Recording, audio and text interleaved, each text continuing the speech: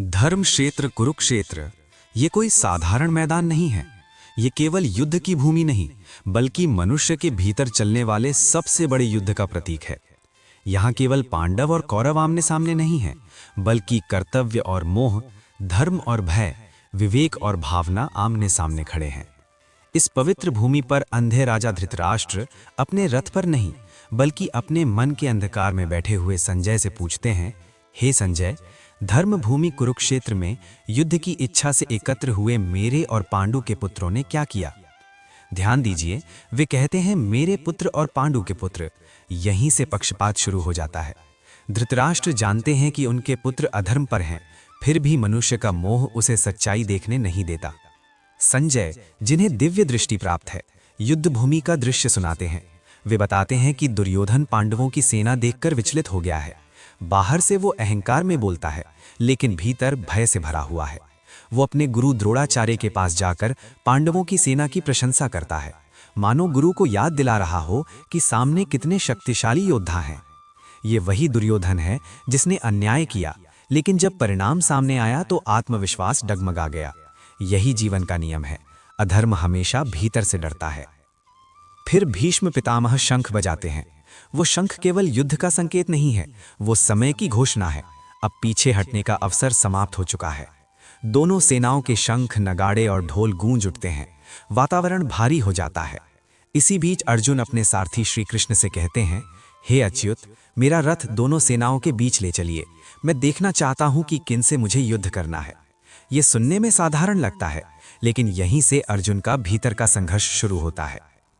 जब रथ बीच में पहुंचता है, अर्जुन देखता है अपने ताऊ, अपने गुरु, अपने मित्र, अपने भाई, अपने संबंधी, जिनके साथ उसने जीवन जिया, हंसा, सीखा, वही आज शत्रु बनकर खड़े हैं। और यहीं अर्जुन टूटने लगता है। अर्जुन के हाथ कांपने लगते हैं, गांडीव धनुष ढीला पड़ने लगता है, उसका मुख सूख जाता है, शरीर कांपता है।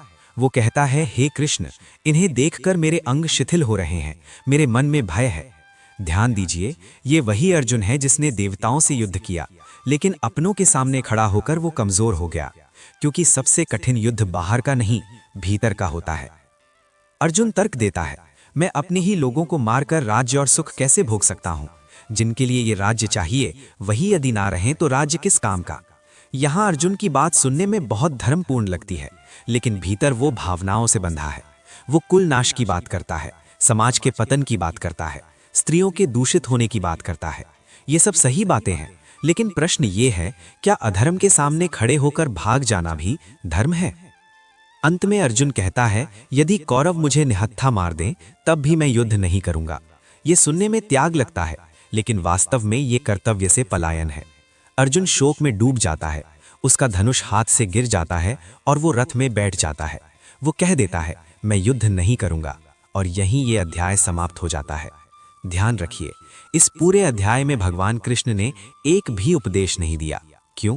क्योंकि जब तक मनुष्य शोक में होता है, जब तक उसका मन भरा होता है, तब तक ज्ञान प्रवेश नहीं करता।